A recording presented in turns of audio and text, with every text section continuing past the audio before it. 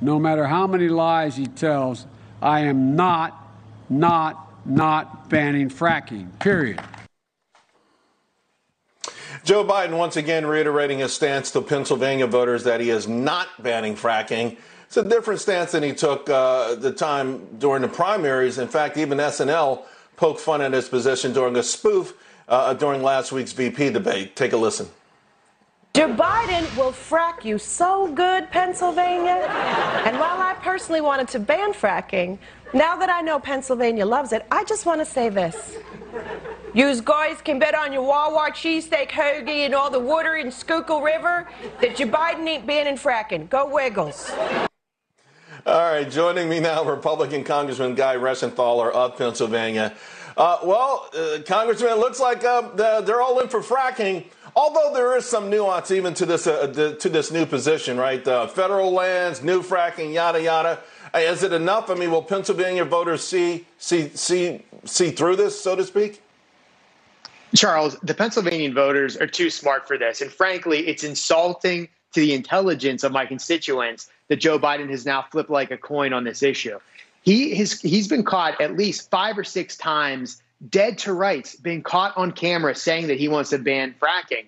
And the voters of Pennsylvania know that that is his true position. And Kamala Harris, she has the same position. Now, you mentioned the nuance. The nuance is this. He said he wants to delay the ban for a period of years. Well, what does that do, Charles? It dries up investment. No one is going to build a new cracker plant. No one is going to sign more leases. No one is going to expand drilling. So that, in effect, is a ban. And people in the industry, people who need this for their livelihood, they know that. This isn't going to work. You know, it's interesting because this is rising really quickly among the single voting issues, single voting voters, single topic voters, where, you're talking Pennsylvania, Ohio, and a couple other perhaps swing states that are in play. And it kind of reminds you of Hillary's big mistake last time around in West Virginia. Is it on that level in your mind? I think my suspicion is that there's internal polling showing that Biden and Harris are getting crushed on this issue. So that's why you see the quick reversal.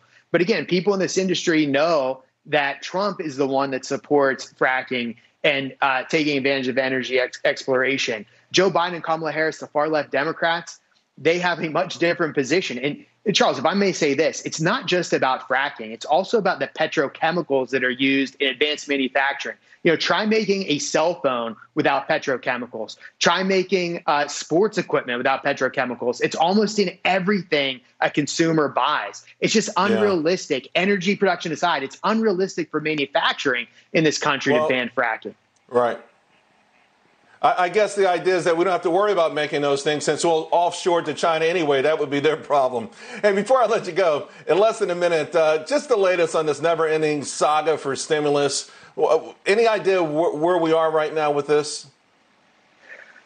Well, it's very clear that Nancy Pelosi is using the American people as political pawns. She's holding up a decent package that the Senate put forth last week. She's holding that up because she wants stimulus checks to go to illegal immigrants. She wants bailouts for the budgets of blue states, budgets that have been mismanaged for decades. And then, of course, she wants tax cuts for billionaires and millionaires in blue states. Yeah. So that's really what we are. We should just be focused on what the Senate passed a few weeks ago. That's a reasonable plan of about $700 to $800 billion that gets help to people that need it. Right. Yeah, I would assume that the voters in Pennsylvania don't want to send $2 billion to bail out New York City subway. It's just a hunch. Congressman Reschenthaler, thank you very much. Always appreciate it. Thank you, Charles.